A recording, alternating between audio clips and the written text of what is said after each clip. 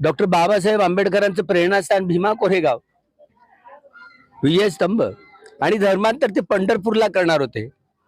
त्यावेळेला धर्मांतराचा सोहळा पंढरपूरला झाला असता त्या आगळं वेगळं वैभव निर्माण झालं असतं. पंढरपूरला तेच ठिकाण का निवडलं? कारण ते तिसऱ्या संगायनानंतर महाधर्मरक्षित या अर्हत भिक्षूंना, अर्हत स्थविरांना सम्राट अशोकाच्या उपस्थितीमध्ये या महाराष्ट्रामध्ये त्यांना पाठवल्याचे उल्लेख त्या पाटणामधल्या त्या धम्म लिपीच्या अक्षरामध्ये अभिलेखावर लिहिलेला आहे. महावंश या ग्रंथात पृष्ठ नंबर 183 त्या पृष्ठावर आलेला हा सगळा तिसऱ्या महासंगायनानंतर चंद्रभागा नदीच्या काठावर महाधम्मरक्षित हा अर्हत यवन भिक्षू त्यांनी ती मूर्तीच्या प्रतिष्ठापनेपासून तो मूर्ती त्यांनीच आणली बरं का. त्याची टोप जो आणला तो तिथूनच आणला. हा उल्लेख महावंशामध्ये आहे.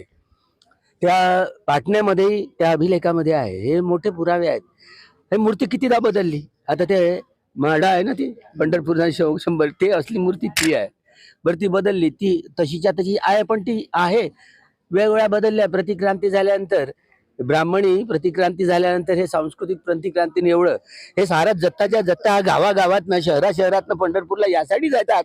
आषाढी एकादशीला बुद्धं शरणं गच्छामी, धम्मं शरणं गच्छामी आणि संघं शरणं गच्छामी म्हणत जायचं.